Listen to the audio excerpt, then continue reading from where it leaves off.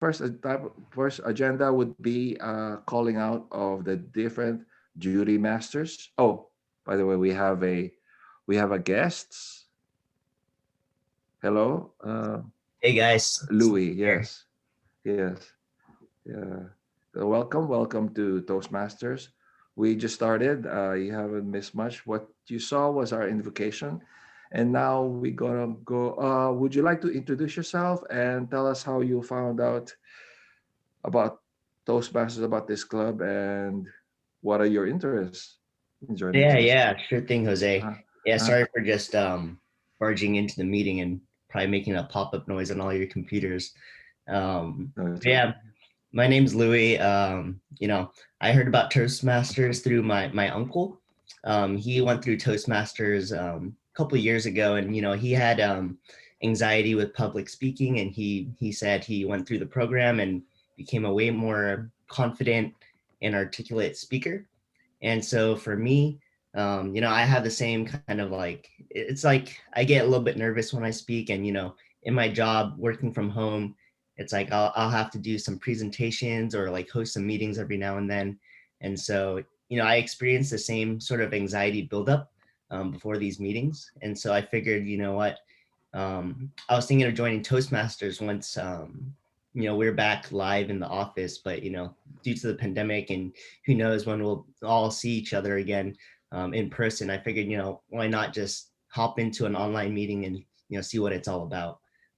So that's kind of like why I'm here, and, excited to see what goes on in Toastmaster and see if, it's a right fit for me.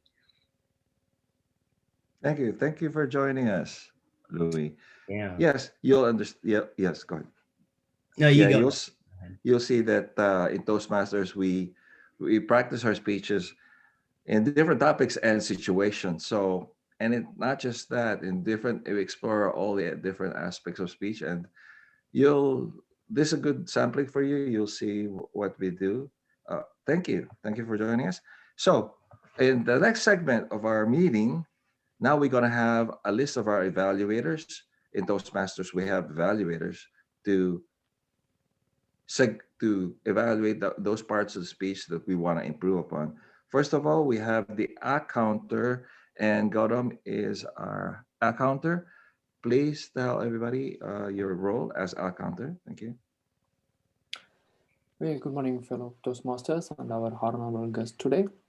I will be the accounter, and accounter is responsible for providing your counting your R's, and filler words such as so.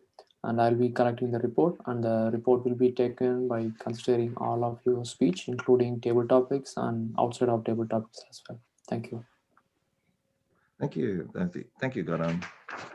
Our next jury masters who will be tracking our time will be Wai Ming. Hi, everybody. Wyoming Mark. I'm tracking the time. And so I'm running the timer on one of the windows in the grid view. And I just want to confirm everyone's speeches are 5 to 7 minutes. Great. So at 5 minutes, the green light will come on, at 6 minutes, the yellow, and then at 7 minutes, the red light, and the speaker 30 seconds to finish. The evaluation are 2 to 3 minutes, and then table topics are 1 to 2 minutes, and I'll time all those things and then report the time at the end of the meeting, Mr. Toastmaster.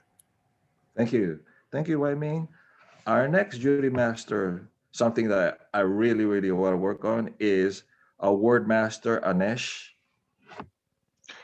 Good morning, everyone. My name is Anish, and today my role is word master. And today's word is contaminate. It is in a verb. The meaning of contaminate is pollute or taint, to soil, strain, or corrupt, or infect by contact or association. I'm going to paste the word and meaning in a chat. Everyone, please try to use this word while you're talking or during your speech. I'm going to note it down, whoever is going to use, and if you're not using, you will be fined $1. Thank you, Toastmaster. Thank you, Anesh. Yes, it is a challenge for me myself when my speeches get contaminated by stray thoughts. So I'll be grammarian. That's my duty this morning. I'll be looking for our word usage, our grammar rules, and significant words and not so understandable words that we do in our speeches. And I will give a feedback at the end of this meeting. That's my role as grammarian. Our ballot counter is Harun. Harun. Good morning, everybody. As ballot counter, my job is to collect all the votes for best speaker, best evaluator, and best table topic.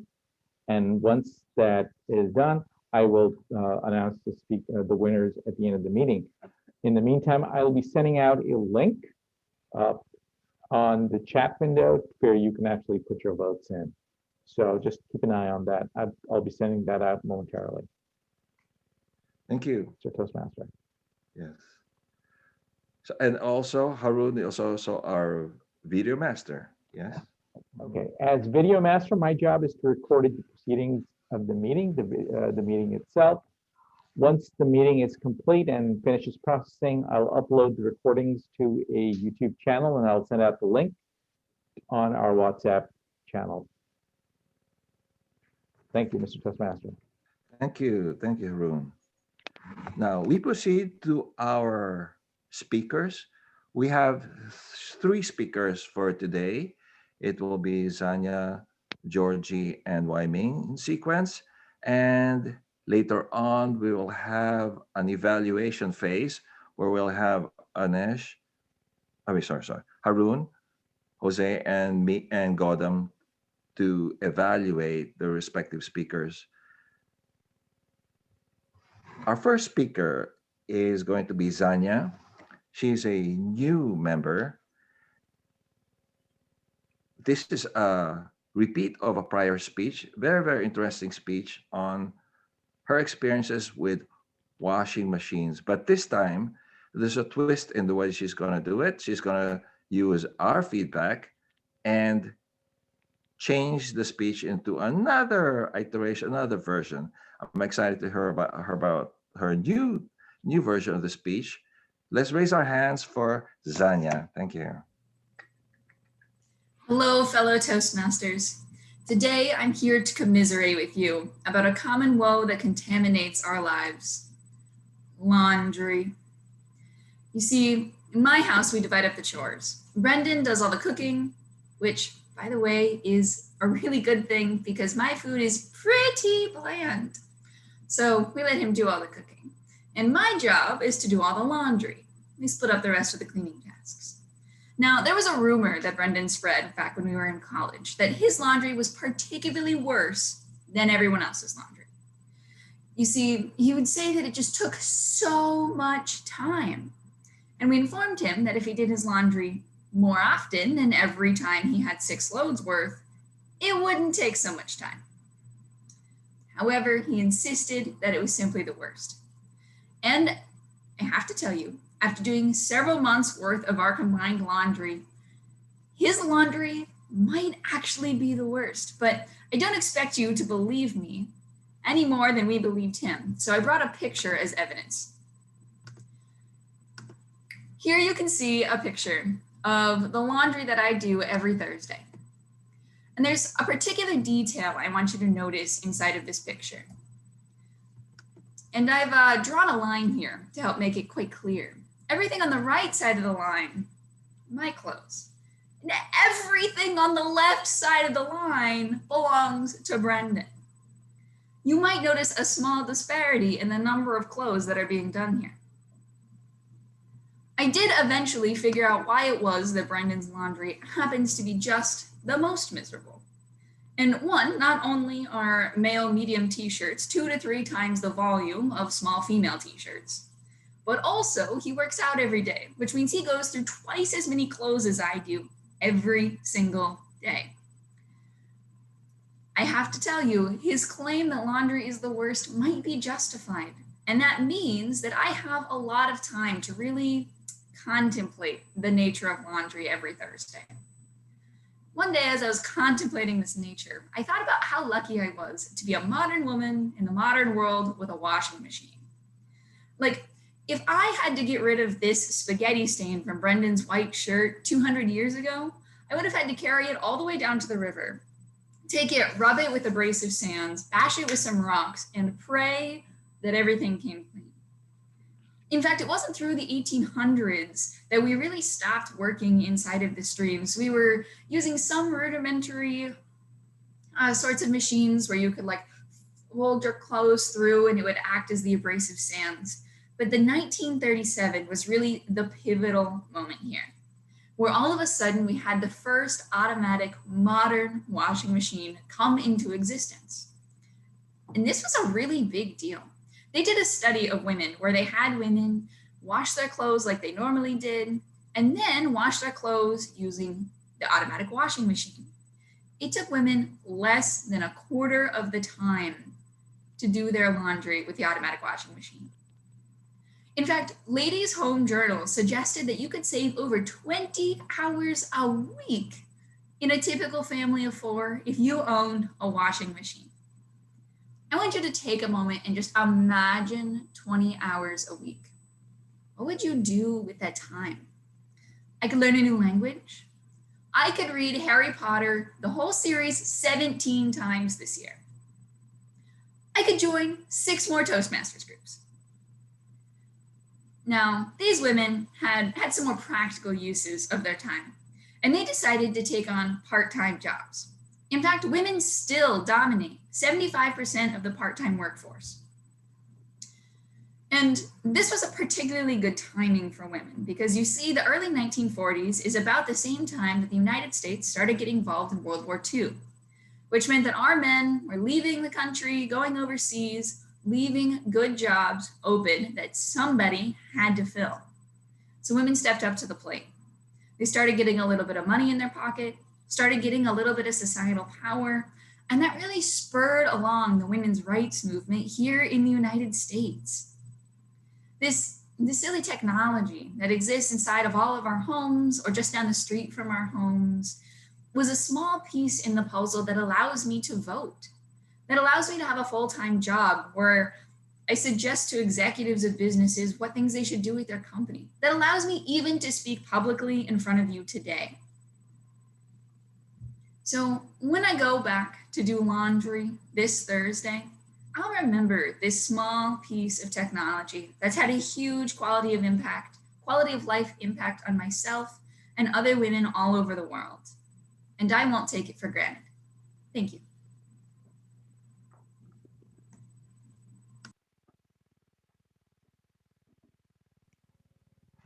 Thank you. Thank you very much, Sanya. Very good historical and personal perspective of washing clothes. So let's give Zanya a minute, spend a minute to send Zanya a private chat comment on what we think of her speech. Give her feedback. Thank you.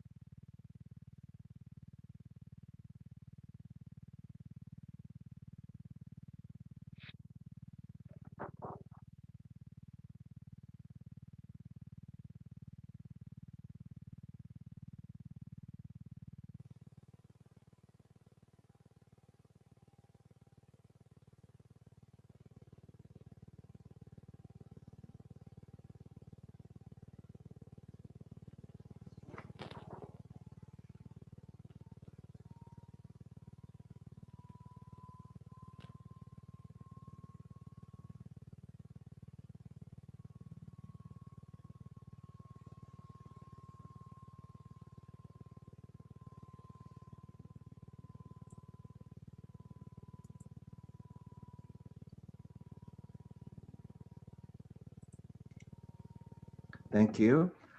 Our next speaker will be Georgie.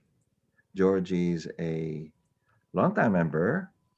She's gonna speak about the saga of Wall Street bets. Very, very insightful speeches on financial management.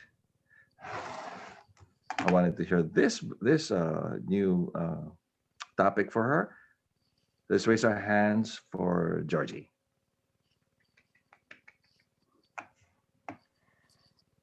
Have you heard of diamond hands?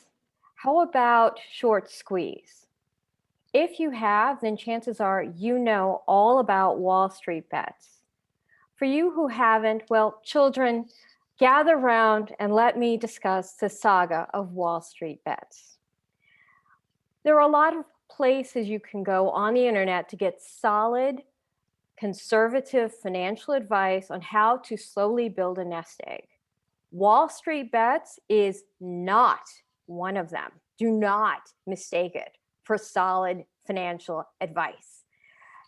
The people who are on Wall Street Bets, which is a discussion forum on Reddit, describe themselves as degenerates. They live for YOLO bets, or you only live once. Their idea of the perfect financial transaction is to take a tiny amount of money, leverage it up with a huge amount of margin, and then put it into a crazy trade that can either make them hundreds or thousands of percent gain or 100 or thousands of percent loss. They almost don't care which one. They're almost equally proud of both a gain or a loss. It's rather astonishing, actually. The idea behind it is that they are a rather irreverent community that just a few short months ago really didn't number that many people. In fact, they are not exactly a family-friendly bunch in some ways. For example, one of their users has a non-family friendly name that I will shorten to Deep Effing Value. You can fill in the blanks yourself. Anyway, he's pretty much a standard on there. His real life name is Kenneth Gill. He was anonymously posting his due diligence on different stocks he found, and he found a doozy of a potential financial bonanza with a stock called GameStop. Now, for you guys who may not be familiar with GameStop, they were very, very popular about a decade ago. They're still around. They're a retail organization that has brick and mortar stores across the country, and they sell computer games.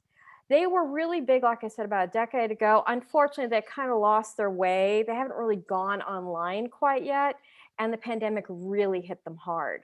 As a result, their stock has been decreasing in value until relatively recently. In fact, they decreased to about $3 or a little less per share just a few months ago. Keith found this stock, and he realized something that a lot of people hadn't realized. There was so much negativity around this company that a lot of big hedge funds were certain it was going to go bankrupt. So as a result, they heavily shorted the stock. And when I say heavily shorted, I'm not kidding.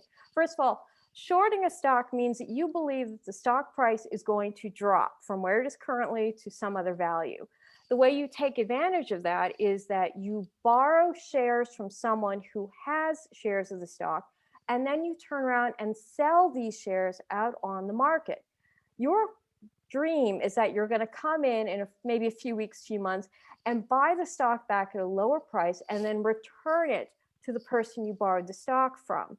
You are hoping that the stock just go down in price. However, there is a very good possibility it could go up in price. And if it does, your losses could, in theory, go to infinity if the stock price goes to infinity. Keith realized that the shares of GameStop had been so heavily shorted that 140% of all the available stock had been shorted. How is it possible to short more stocks than actually exist? Simple. Remember how I told you that you could sell that stock to somebody else? Well, that other person could also go around and sell that stock to someone else. So even though the same stock is being used in multiple transitions, as over time, it will build up sometimes over 100%. But it's a very rare thing to happen. Goldman Sachs analysts just recently went through and realized that in the last 10 years, only 15 stocks have been shorted over 100%. So GameStop was an unusual stock in that it had a very high short ratio. And it was also kind of beloved by a lot of millennial traders who heard about it because they remember going to GameStop back in the olden days. On top of that, there's been a lot of transition in the management in GameStop recently that suggests that there's a very good chance that the company is not dead. As a result, Keith posted his information online, got a lot of people to help him drive up the stock price, which was great for them. The stock went from $3 to at the beginning of January to $17 to the end of January to over $500 per share. This was going great until, unfortunately for them, their company called Robinhood, which was the way they were trading the stock, decided that they were going to stop the trading of GameStop for a few days because they claimed they didn't have enough money in order to pay for the fees associated with the middlemen making the stock trades.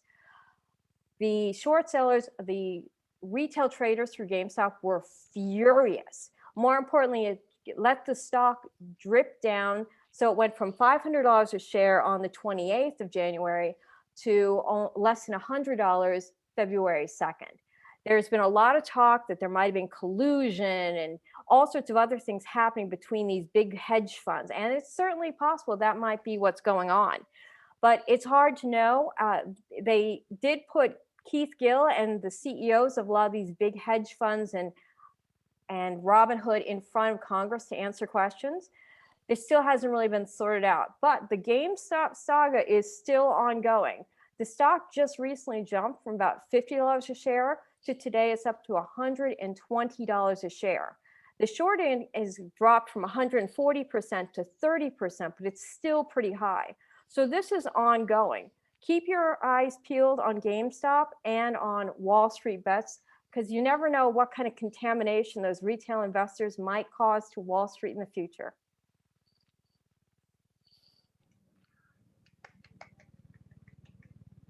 Thank you, Georgie.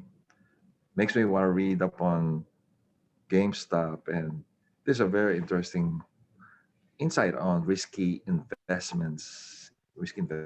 So let's give ourselves, I'll give Georgie a minute or so to give her feedback on chat, send her a chat privately, and give her feedback on her speech. Thank you.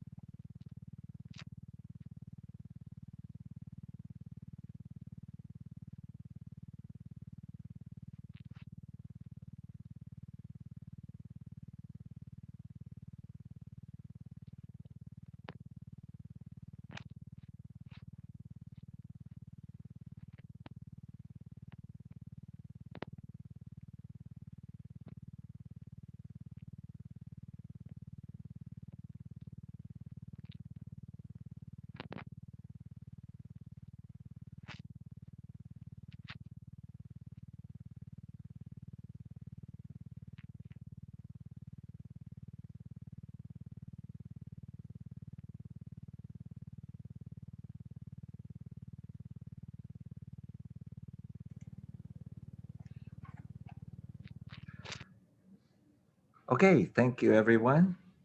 Let's proceed to our next speaker, our last speaker, our third speaker. Wai Ming is a longtime member. He always speaks about golden nuggets. His speeches are all no golden nuggets of wisdom.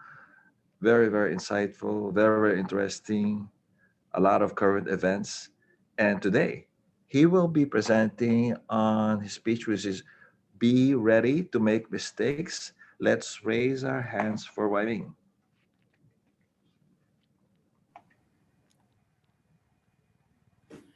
Thank you, Jose. Hi, everybody. I'm going to be talking about this idea of if you're doing something new for the first time, be ready to make mistakes and adjust to the reality feedback. This is a thought that I got from a guy named R.V. Loeb. And I'm going to talk about briefly about his background and one big thing that he's still doing, and the controversy around him that caused him to react to it, and then did a bunch of things that eventually is still happening, that I felt is communicating this idea of be ready to make mistakes and to adjust to reality. So Avi Loeb was born in Israel, raised in a farm, inspired by his mother, who wanted to pursue a PhD, but she was interrupted by World War II and raising children. Along the way, she did attend some college classes. Eventually, she got her PhD. But while she was attending college classes, she took Avi along, and he listened to some of the lectures. So it was good for children to be exposed to college lectures. He was inspired to get his own PhD, and eventually got one in physics. And over time, he landed as the department chair of the astronomy department at Harvard for 9 years. And he did something very interesting. He did a bunch of things. He met a bunch of people, great people. One of them is Stephen Hawkins. Stephen Hawkins went to his house for dinner. Another guy he met was a guy named Yuri Milner. Yuri Milner is a Russian billionaire who happens to have a mansion in Silicon Valley, among other places. And Yuri Milner wanted to do something different. What he wanted to do, and so this is the thing that I'm going to talk about what Avi is doing in terms of interesting pursuits. Yuri Milner wanted to go to the nearest star, which is 4.3 light years away in our lifetime. So he posed that challenge, and R.V. Loeb came up with a proposal. The proposal is essentially to build a very small spacecraft that is maybe an ounce light, very tiny, with a bunch of cameras and its sensors and so on, and be able to send information back. And then put an enormous sail in front of it, and he shoot a lot of energy at that sail, and the energy would be collected from the sun and so on, and push the sail along with this tiny spacecraft up to 100 million miles per hour, 100 million miles per hour. That's 1/7 the speed of light.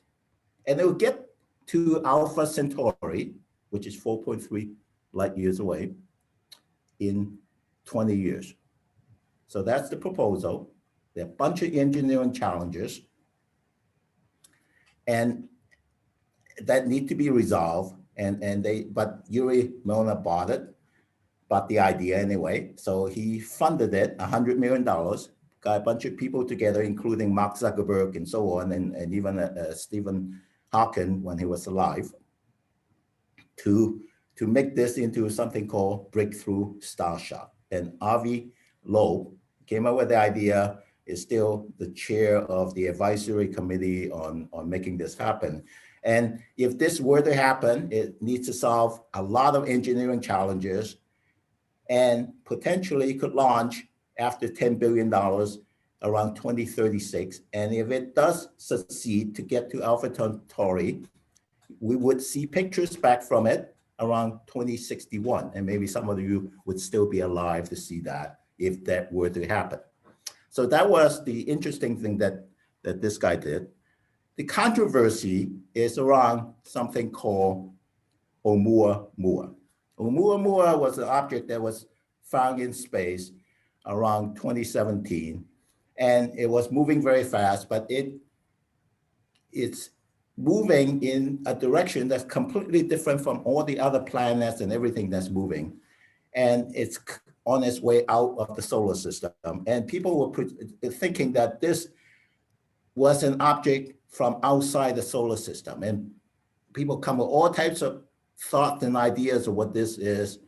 Avi Loeb suggested this has an alien origin.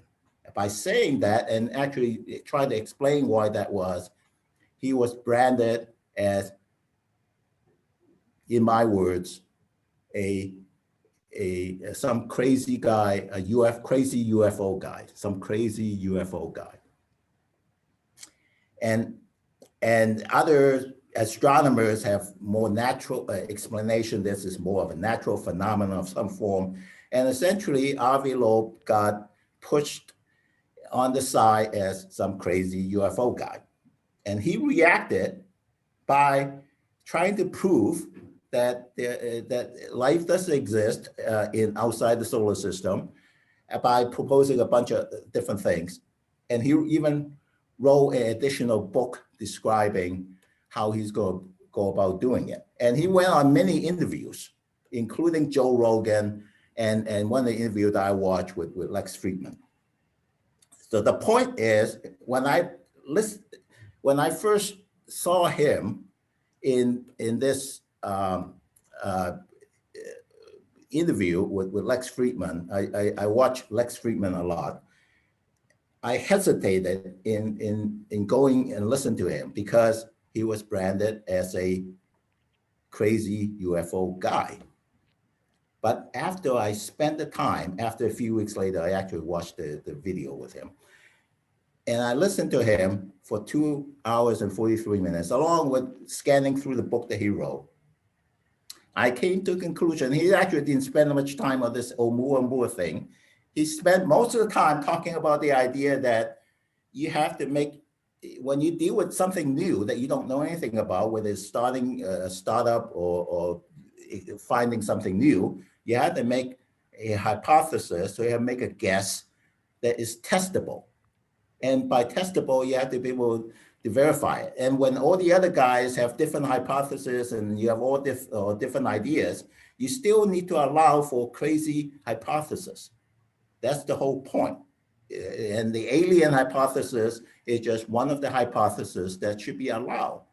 Yeah, and you want to be able to test it.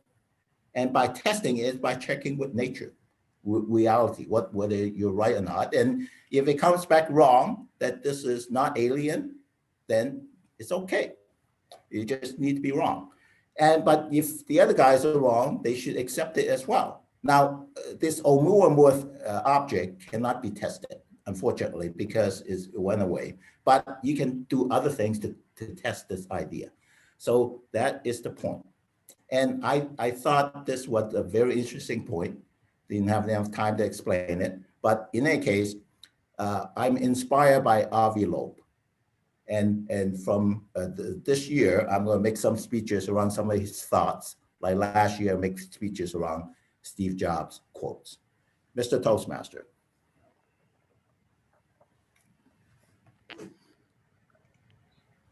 Thank you. Thank you, Wai Ming. Very interesting technical presentation. Give yourself a minute or so to give Wai Ming feedback on private chat. Thank you.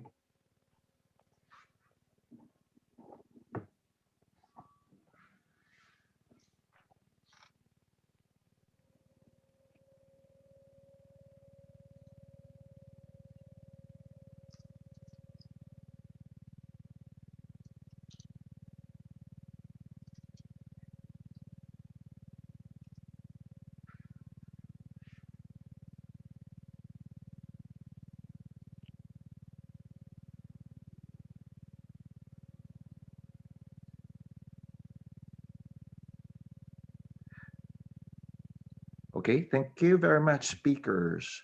We now move to the evaluation phase of our meeting.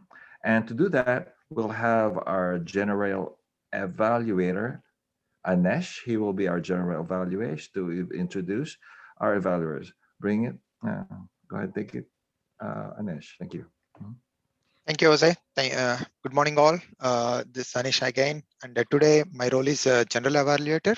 As a general evaluator, I'm going to request the evaluators for each speech. The first evaluator is going to be Harun, who is going to evaluate the Janya speech history of washing machines. Let's welcome Harun. Thank you.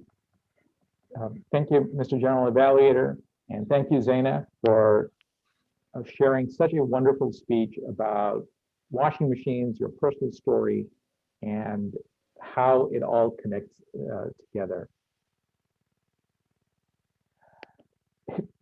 Here's the thing that I liked best about your speech. You took a topic about washing machines as mundane, as boring, as any as laundry, and you connected it through history, your personal situation, and engaged with the audience.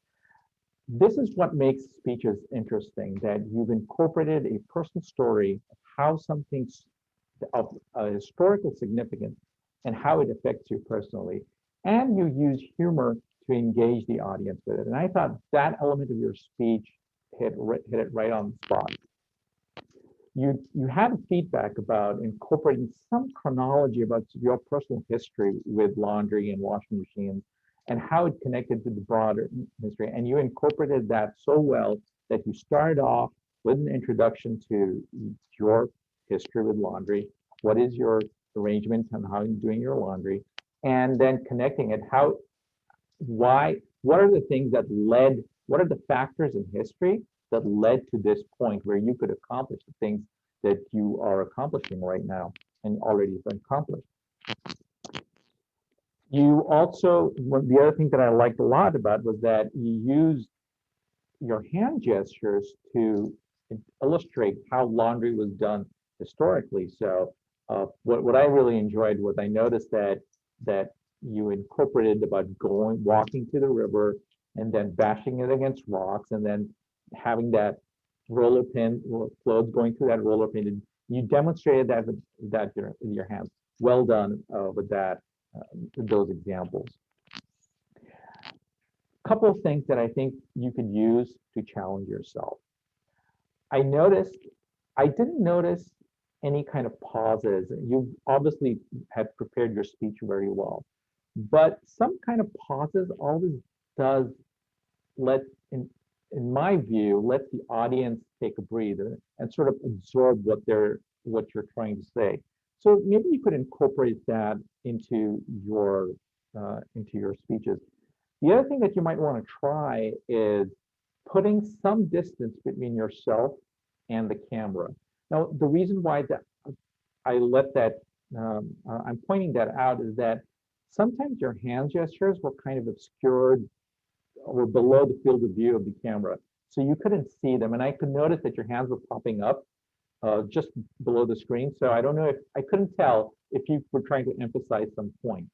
You might want to do that so that you can tell that, hey, this is an important point. I want to emphasize on that. It's hard to do it on a computer, but that's the reality that we are living in. So you might as well sort of try working with that. All in all, great speech. Congratulations. And thank you for sharing all those details with us. Thank you. Welcome. Thank you, Harun. Mr. General Evaluator. Yep. Thank you, Harun. That was a really great evaluation. Now let's welcome Jose. Jose is going to evaluate the George's speech about risky investments. So over to Jose. Over to you, Jose. Thank you, Mr. General Evaluator. George's speech was, to me, very interesting because anything related to investing is an appeal to me because it concerns money. And because it concerns money, if there is a direct impact on my financial situation, whatever she says. So I liked it that her choice of topic is very interesting, and the fact that it's the risky side of investing, that made me more interesting. I like the way she presented it. I like the way you presented it, Georgie, because you had that enthusiasm when you said, oh, you were explaining the risky side of investing and some of the pitfalls of making rush judgments whenever we invest. And I picked up on that, your enthusiasm and your the urgency of your message. You are also very articulate. I like I like the way you had your vocal variety. Heard inflection in your voice whenever there's certain parts of the topic that's very, very important. You had gestures, although I would say because you're talking about money. I think your gesture could have maybe a little bit more pattern. Maybe if it's going up or down, something like that. Where you kind of describe your what you're trying to say as far as money. That would be one thing you might want to consider. Some of the other challenges, although there's some parts of the speech that I couldn't catch up, I couldn't understand the part of shorting because those are very complex topics. The concept of shorting, I understood it because from in my point of view, shorting is really the reverse of investing. And I think you explained it very well. Actually, I know what shorting is, and you explained it very well. Maybe a little bit slower at that point. Maybe a little bit, maybe one more sentence in regards to complex concepts, and a little bit slower towards some of the money involved when you were explaining some of the gains and losses of a certain transaction. There's one thing I did pick up on your speech that's very, very interesting. You mentioned something about a current event, which is GameStop. And because you said that, and because it's money and it's investing, I would like to read up on GameStop. So that's another appeal of your speech. So overall, a very good speech, well articulated, very interesting the way you said it. You had very good gestures. And so if you just slow down on some of the technical aspects and maybe a slide presentation for some of those, and it will be a full on, very interesting speech. Thank you. Thank you, Jose. That was a great evaluation. And now let's welcome our third evaluator, Gautam. Gautam is going to evaluate Wyoming speech. Be ready to make mistakes. Uh, Gautam, please go ahead. Thank you, General Evaluator. Thank you, Wyoming, for the great speech. As always, you have been given us like a real world story, and that is very, very motivational, and that captures the audience attention towards your speech. So that's a key thing I really like. I have been seeing your speech. You always come up with a real world story. When we throw the real world story towards the audience, that's that they have more affinity towards the speech. I really like the way that you started with the introduction, uh, from where the story originated and who is the motivational factor behind the speech. And the story was easy to follow it, and some technical words or concepts such as like traveling light years and the distances challenges. So people who are non-technical might are I mean are people who have not at all heard about all the stories or all the jargons would be really difficult to follow. Probably it could be like I felt maybe we could make it more simple, such a way that okay, the plain words anyone can understand. Like a child can understand what we are saying. Would be very simple. That would be great.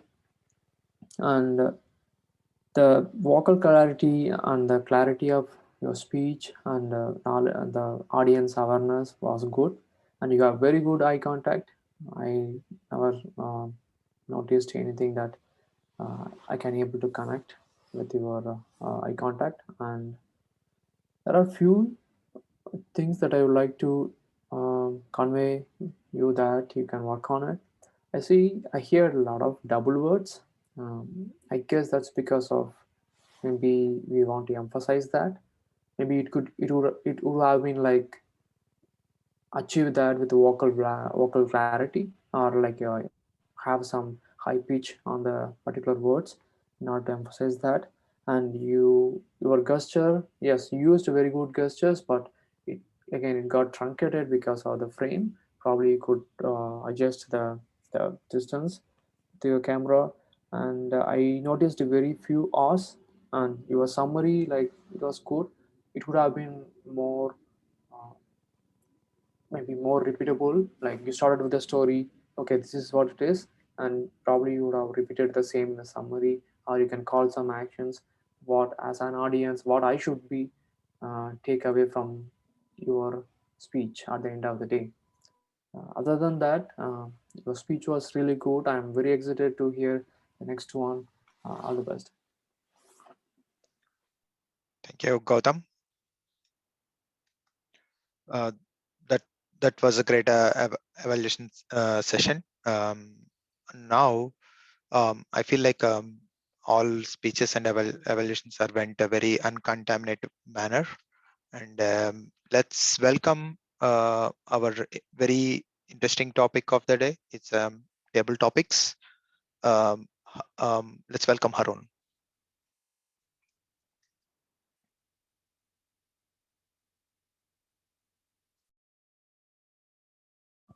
Thank you, Anesh. Artistic talents. This was a difficult topic, and I had a hard time coming up with interesting questions. So I guess the first question that I'm going to ask is, Wai Ming, what do you consider to be an artistic talent?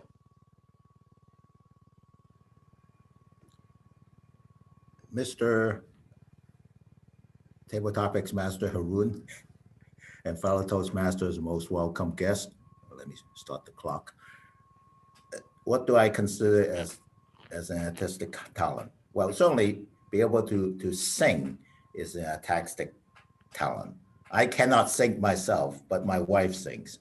And because she sings and my son sings. So it's a talent that in order to sing, you have to control your vocal cord and your diaphragm and everything. And it takes years of training. That's my understanding. But in the end, you still need to be able to be creative in terms of how you articulate the voice and the sound and all that. And they sing in choirs. So in order to sing in choirs, you have to coordinate with all these other guys. So in that sense, that to me is an artistic talent. Now, most of it is actually just practice, like when we do speeches. So in some sense, Toastmaster is also a artistic talent. Every one of us could do more of that artist thing, and without contaminating with this artist thing, the speeches would really strange non-family words, and that is in itself an artistic talent. Mr. Toastmaster. Thank you, Wai Ming. And Wai Ming's answer to talent being the result of a lot of work, he used the example of his wife and his son who sing in the choirs, and they've been doing it for a number of years. So my next question is this: how much of talent do you think is inherent, and or is it something that you acquire over the years and perseverance?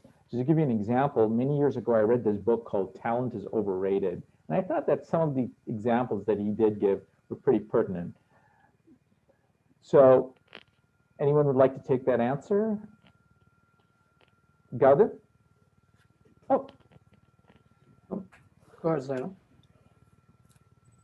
Sounds good. Thank you, fellow Toastmasters. Yeah. The nature versus nurture question, it dates back, hundreds of years.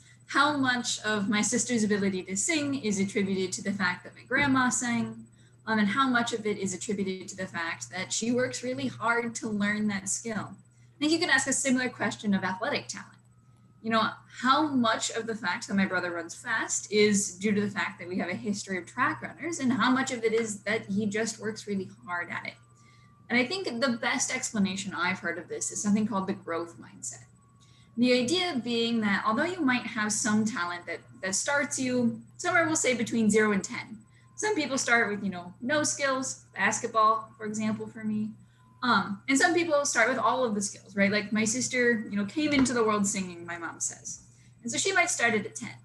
But over time, the hard work you do overwhelms any amount of talent you have at the beginning. So I could be working and gain, 3 points a year, for example, if I'm doing my best. And even if I started at 0, if my sister wasn't working at all, I would still become a better singer than her in just a couple of years. And so these kinds of differences, I think, are really the pinnacle of the answer here, that I do believe that talent exists. I do believe some people's bodies are made to be faster. I believe that some people's vocal cords just sound better to begin with. But I think the effort that can go in has the ability to overwhelm those talents over the course of time. Yes, thank you, Toastmasters. Thank you, Zaina. Gautam, would you like to take the same question? Sure, thanks, Aaron.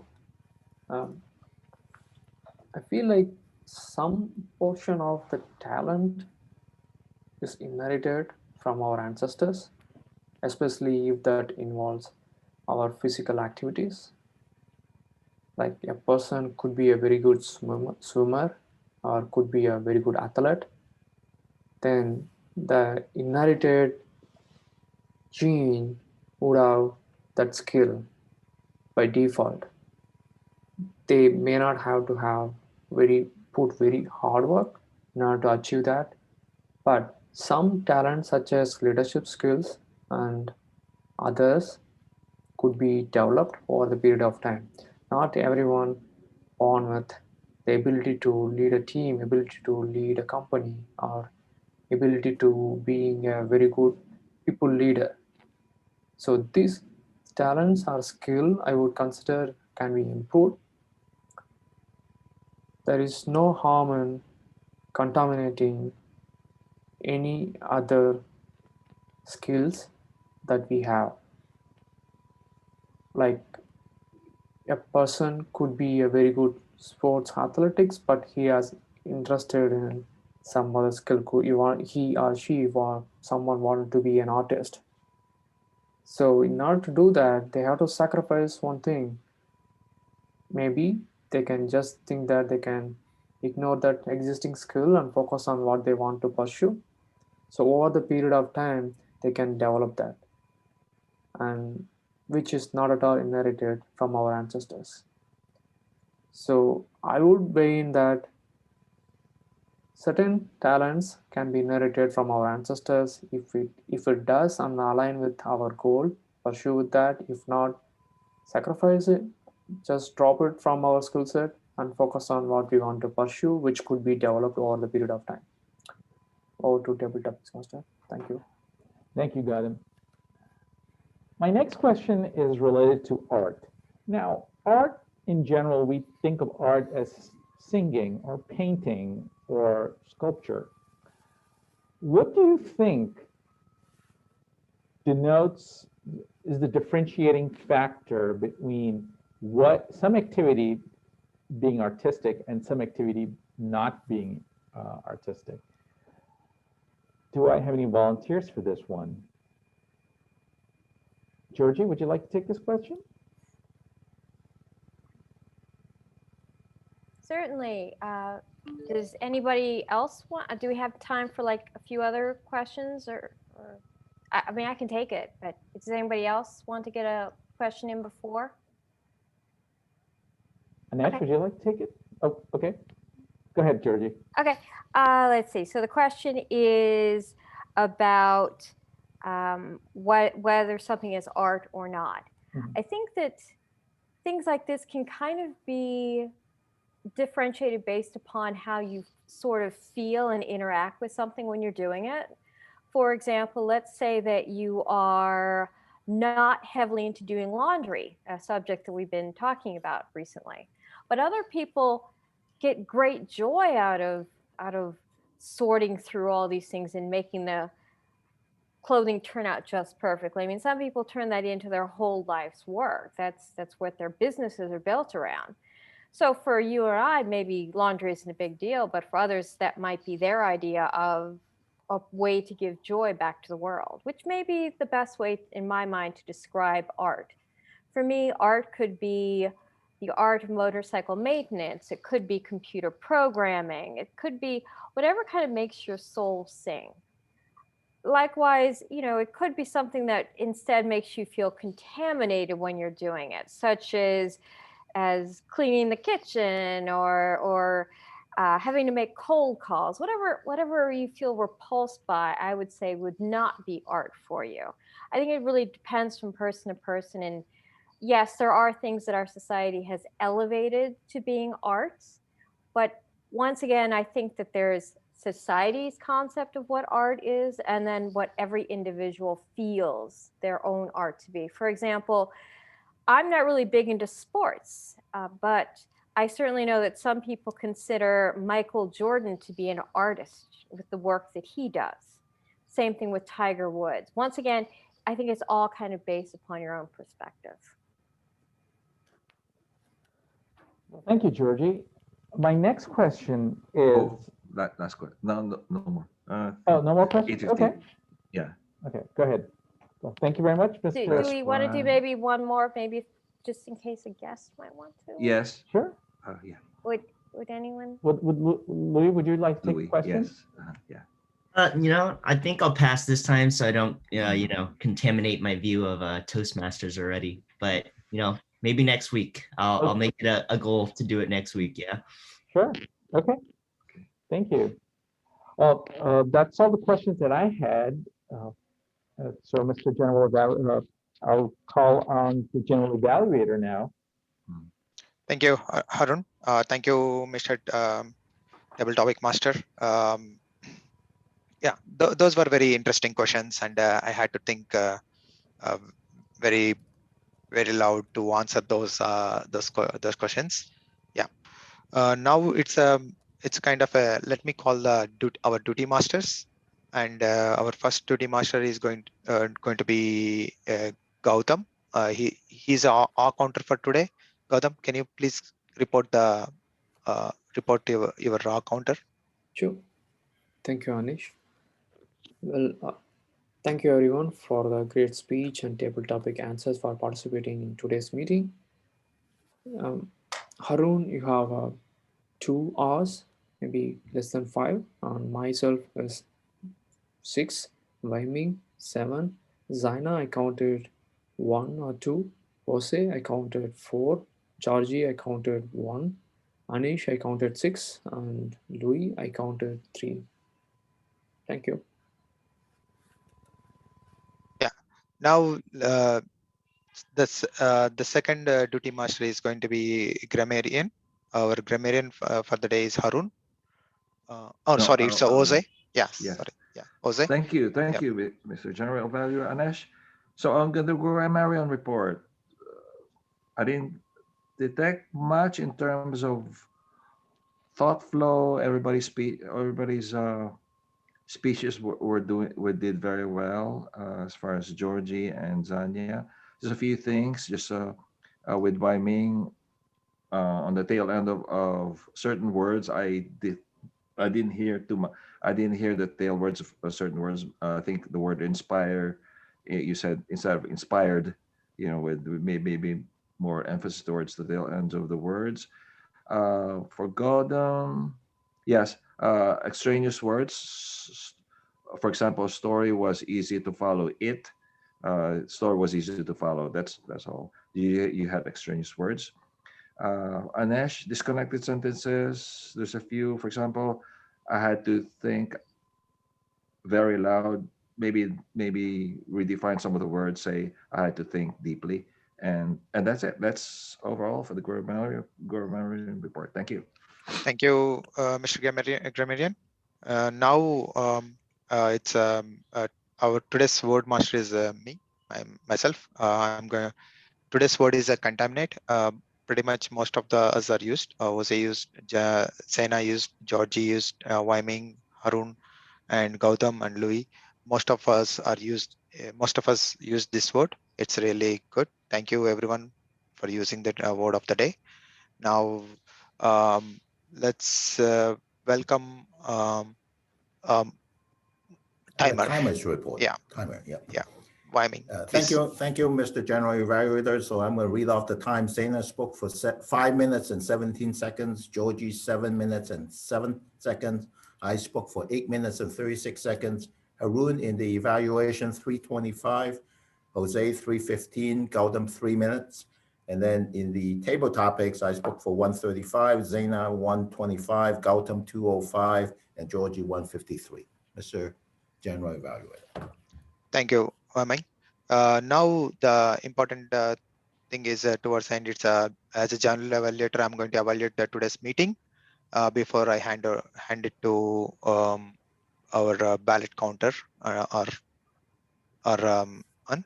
So today, just want to remind once again, if you did not vote it, please go ahead and vote using the Google form, and ballot counter is going to collect that one.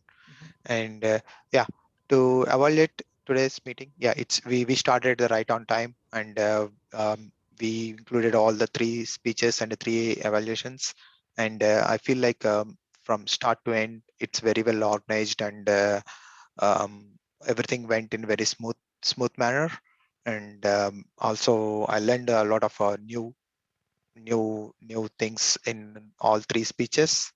And also I learned something new, something more how to do evaluation. Evaluation process also went really good. And at the last, the table topics are very much interesting, and they even I feel like those questions are definitely we need to think all of a sudden, and start giving the answers was definitely difficult, but those were very interesting questions. Now that's ends the general evaluation session. Now I'm giving control back to our acting president, Harun. Thank you, Anish. I am just tallying the votes. So, excuse me. I'd like to now give an opportunity to ask for any comments, especially from our guests. If you have any feedback for us. Yeah, for me, I mean, this was a good experience. You know, seeing all the different speakers, I can see, the different flares and kind of how everyone presents. And, I really do appreciate kind of the evaluations afterwards, because it gives me, personally insight on, I have my own perspectives of, how the presenters did, but the evaluators also, like, there's other aspects of where I didn't think about. It's like, oh yeah, they could have improved there. It's like, oh yeah, they did do a good job of tying these things. And so far the experience, it's, I think this is a good group of people. And then also it's like a good kind of platform to, make yourself a better speaker, more comfortable, more confident. So those are kind of my thoughts so far on it. Well, thank you, Louis. That was good. That was good feedback. So at this point, I think I've got all the votes in. But today, so I'm going to start off with drum roll, please. Our best table topics is Georgie. Best evaluator is myself. And our best speaker, and this was a bit of a horse race, but we have 2 winners today. Our best speaker are Zena and Wyming.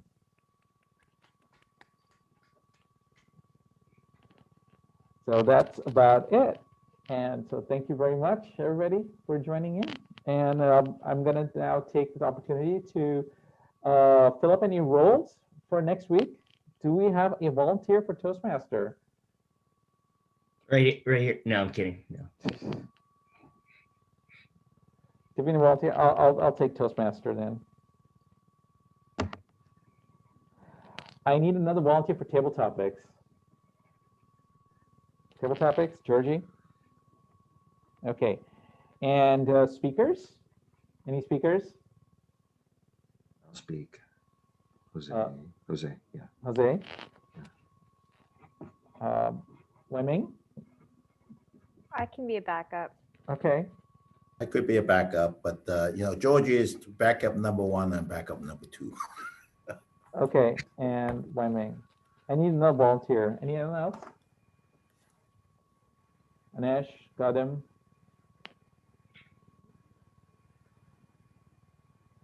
Maybe a Okay. speech you guys can use for the contest. Yeah. Get some practice in. Happy to take it if nobody wants it. But Oh. I could also be like backup number 3. I don't know like how badly you need someone.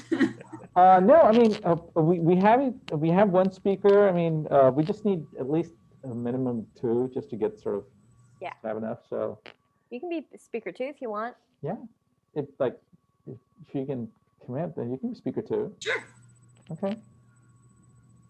I only need to give 3 speeches to be level 2, or do I have to give 6 speeches to be level 2?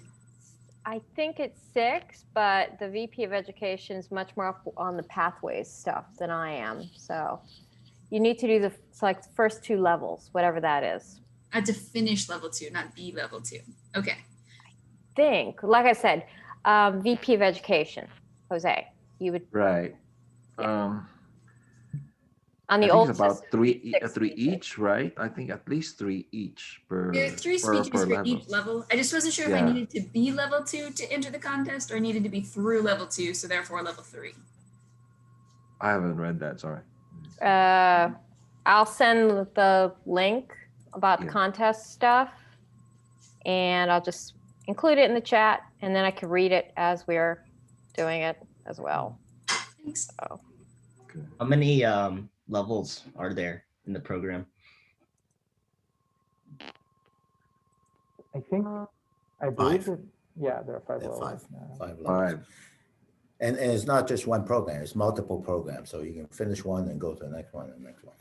okay, so what it says with respect to the pathway stuff is you have to have earned certificates of completions in level 1 and level 2 of any path in the Toastmasters Pathways learning experience. So of the new style of Toastmasters. So. And just to let people know that if you're interested in getting a lot of speeches in on one time, you can actually visit other clubs as well and give speeches too, and that counts. So you could just ask if you can be a guest. There's also stage time for speakers. It's an actual organized thing in District 101, which is one we're in, so that you can volunteer to give speeches to other clubs that are looking for speakers. You can sign up to become a guest speaker, basically, when they're looking for like a 2nd or 3rd speaker. Just so people know. Okay, well, in that case, I think we're almost on time. So thank you, everybody. I got a quick joke, really quick, if you Oh, want to hear yeah, it. go ahead. Okay, all right. So a father is working on the computer, and his little girl comes up to him and looks at him working so hard and says, "Daddy, are you playing a game?" And he says, "I'm paying the bills." And she gets a little confused looking and says, "Are you winning?" And he says, "No."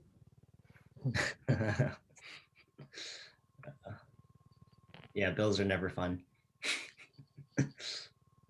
And you never seem to win. Exactly.